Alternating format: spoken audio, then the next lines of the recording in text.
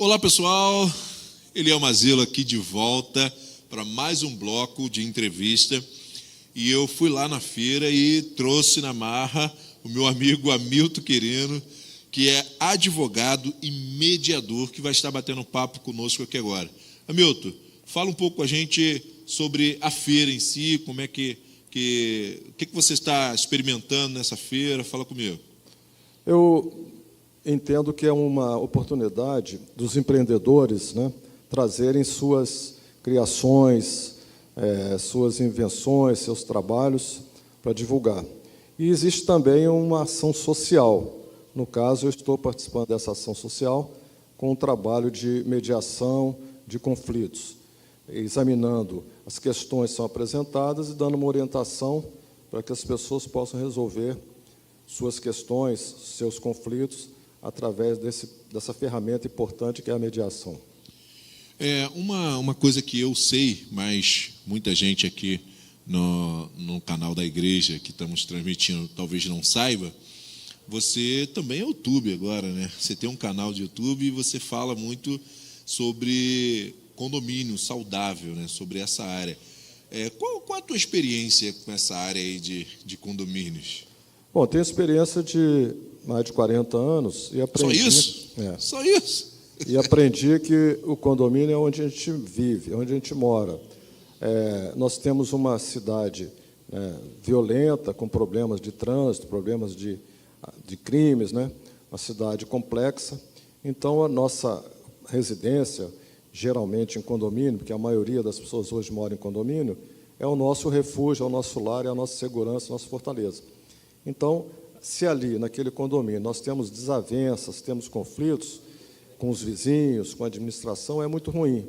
Então, quando nós criamos esse canal Condomínio Saudável, com o apoio aqui do Eliel há cerca de quase um ano já, Condomínio Saudável, com o intuito de mostrar que o condomínio é um lugar de ser feliz, de ficar bem consigo mesmo e com os vizinhos pela empatia. Uma coisa que eu, nesse nosso relacionamento aí com esse canal, uma coisa que eu aprendi contigo é que não precisa de guerra para se chegar na paz. Essa é a tua frase, teu lema, né, que você sempre repete, e isso a gente vê que é uma verdade. Eu queria que você falasse um pouco mais e dar alguns exemplos, se possível, sobre essa frase na prática. Na prática, eu tenho uma ação, por exemplo, que ela começou em 2020, e nós estamos em 2025 e não foi concluída até hoje. Por quê? Não houve o diálogo. Partiu-se nem a mediação, nem a arbitragem, partiu-se diretamente para a justiça. Um processo de vistoria de um condomínio contra o outro vizinho por questões de infiltração pelo subsolo, né, de água, de esgoto e tudo mais. Houve tanta confusão, tanta demora, tanto problema nesta ação, que já tem mais de 2.000 folhas, e 5 anos passados até hoje não tem uma solução. Então, por isso, né, pela celeridade, pelo custo menor, né, que nós sempre trabalhamos com a mediação, porque uma guerra dessa natureza não vai chegar à paz, porque um vai ganhar e o outro vai perder, sei lá, daqui a quanto tempo, né, e aí um vai ter que cumprir e tudo mais. Se você consegue conciliar os interesses, ver o objetivo, né, ver o interesse de cada um e conseguir resolver, mesmo que leve 3 meses, 4 meses, mediação você pode fazer 3, 4, 5, 10 sessões. Agora, é muito menos se levar 6 meses, né, do que levar 10 anos. E numa guerra sempre, mesmo que a pessoa vença, às vezes vence a um custo muito alto, né? Perde-se homens, perde-se dinheiro, materiais, né? Falando da guerra em si. E numa situação dessa de problema, de litígio, também partir direto para a guerra, coisas que poderia, às vezes, sentar, conversar, cada um perde de um lado, cada um ganha de um lado, mas sair todo mundo satisfeito e feliz é muito melhor, sem dúvida, né? Sem dúvida. O livro do Sun Tzu, né? A Arte da Guerra, na verdade, é uma arte de não chegar à guerra. Você conseguir resolver as coisas sem ter que atirar, sem ter que matar ninguém. Então, esse é um livro básico para negociação. Então, você imagina o seguinte, tem um vizinho do lado, que tem um problema de um cachorro, né? Problema de um filho que toca bateria, coisas assim que acontecem. Você entra com uma ação, ganha ação. Você vai encontrar com o vizinho no dia seguinte no elevador. Qual é a reação? você voltou a ter uma amizade com ele, voltou a ter um convívio, não. Aquela guerra vai continuar, mesmo você tendo ganho a ação. Fica aquela guerra fria, né? Que prolonga por toda a vida. Exatamente. Então, esse é o conceito de mediar, de resolver conflitos de forma amigável, pelo diálogo, né? E quando as duas partes não conseguem resolver por si mesmas, por exemplo, marido e mulher que estão em litígio, você tem um mediador, uma figura de um mediador, pode ser um psicólogo, pode ser um advogado, pode ser um assistente social, que vai conciliar aqueles interesses, ver o lado bom de cada um, né, e passar para o outro o lado bom de cada um. Não o contrário, não é jogar mais veneno, mais lenha na fogueira, né? Então, essa é a finalidade do mediador, para reunir as partes de forma imparcial e de forma a resolver aquela pendência ou, pelo menos, diminuir aqueles atritos. Tem uma coisa que eu aprendi contigo também, que eu acho que todo mundo, antes de comprar o seu primeiro imóvel, deveria te ouvir falando essa frase. Por isso que eu quero que você não só repita, eu vou falar, mas você explique, que é o seguinte: quando a gente vai comprar o primeiro imóvel, você fala do teu jeito, que é muito melhor do que o meu, mas você escolhe o endereço, você escolhe o número do apartamento, mas você não escolhe o vizinho. Fale sobre isso e explique um pouco melhor, porque isso é muito importante, que eu aprendi e eu acredito que todos vão aprender também. Quando você compra o título de um clube, né, de um clube sofisticado, um clube caro, né, e você tem a ficha a ser examinada pela diretoria. Se a diretoria não aprovar, mesmo você tendo comprado, você não consegue ser sócio do clube. Nos condomínios não existe ainda isso. Em outros países, sim, mas no Brasil não existe essa possibilidade de você ser. Aliás, já até existem lançamentos que as pessoas são previamente, ao comprarem, elas são previamente selecionadas. Já existe. Mas aquela pessoa que comprou, que foi selecionada, ele tem o direito de vender. E o outro que vem pode ser uma pessoa de má conduta, de comportamento antissocial.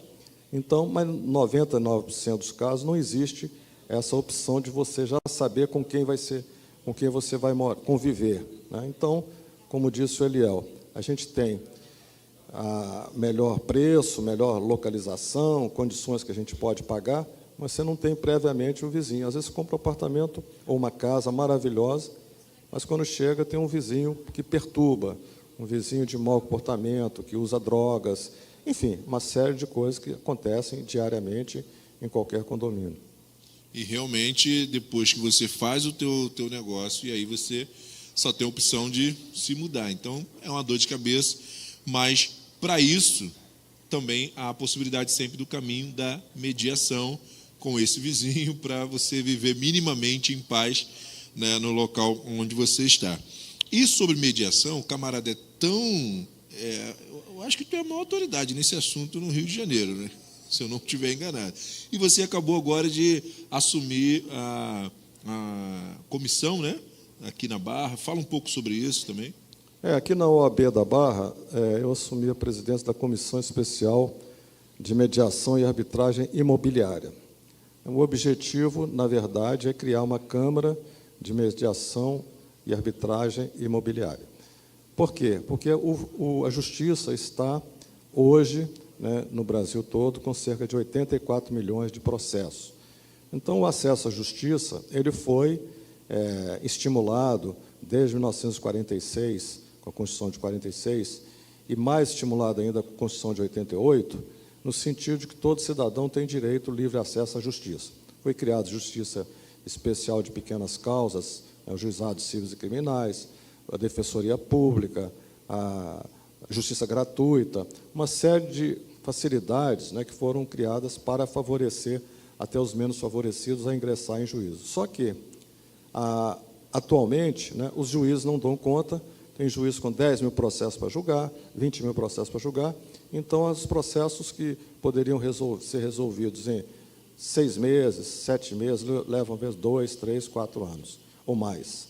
Então, por isso, nós temos as ferramentas de resolver esses conflitos de maneira célere, através da mediação e também da arbitragem. A arbitragem tem uma vantagem muito grande, por isso que a Comissão Especial de Mediação e Arbitragem Imobiliária, quer dizer, está focado na área imobiliária, que é onde, aqui na Barra da Tijuca, por exemplo, onde tem mais processo, onde há mais litígio. Então, em vez de resolver por uma ação judicial que vai ter recurso até o Tribunal de Justiça, depois ao Superior Tribunal de Justiça e, eventualmente, até o Supremo, que vai levar anos, uma questão, às vezes, simples, nós podemos resolver pela mediação e, se não der certo, pela arbitragem, em poucos meses. Essa é a grande diferença, porque a arbitragem do juiz arbitral, que tem a mesma força de uma sentença judicial, a sentença arbitral tem a mesma força de uma sentença judicial, não cabe recurso. Então, com isso, porque ela é lavrada, essa sentença arbitral, por um especialista, um especialista naquela matéria. Então, com isso, nós ganhamos tempo e dinheiro. E, para a gente finalizar, Milton, qual é a sua visão de futuro? Você é um garotão ainda, então qual é a tua projeção aí da tua carreira, dos teus projetos, mais podcast no YouTube e teu Instagram também, ou outras áreas profissional? O que você tem aí para falar para a gente? Bom, a gente, independente da idade, a gente tem que sonhar sempre, né? Então, o meu sonho é que as pessoas possam viver melhor, né, nos condomínios, também nas ruas, né, nas cidades, em todos os eventos, nos clubes e tudo, as pessoas possam viver melhor, né? E, para isso, a gente tem que pregar sempre a teoria da paz, né? A gente não consegue a paz pela guerra. É um conceito, né, que muitas vezes a gente vê até nações fazerem guerra para poder chegar à paz, mas aí à custa de milhares de pessoas inocentes, crianças que são mortas, né? Então, o ideal é você trabalhar pela paz. A Constituição de 1824 tinha criado uma figura importante, interessante, chamada juiz de paz, né?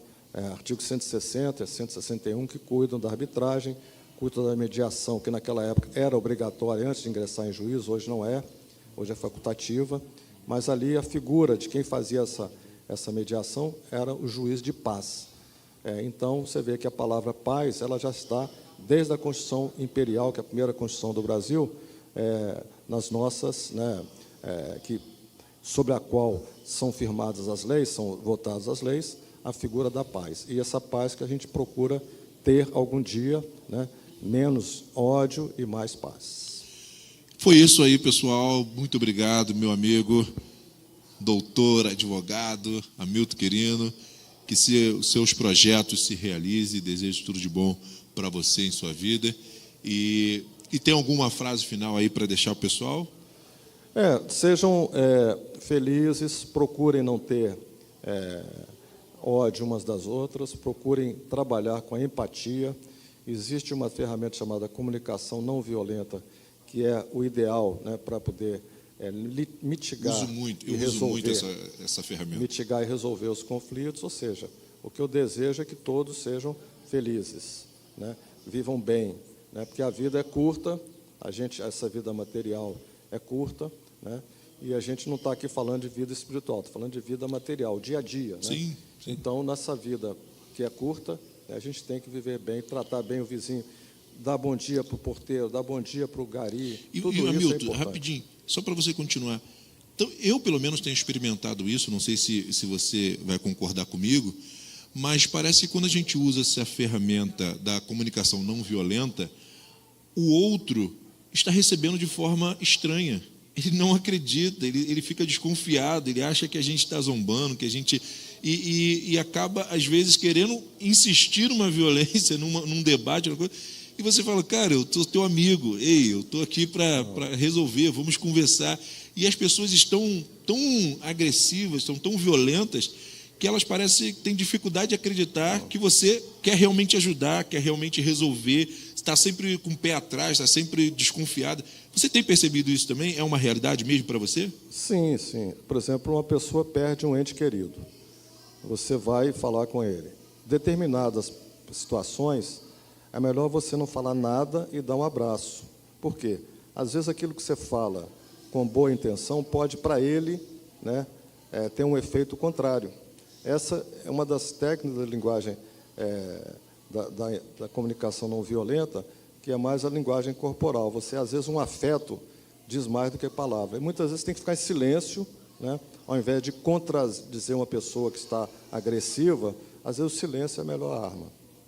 Obrigado, meu amigo, por a sua experiência, mais uma vez. E vamos agora estar recebendo um novo convidado,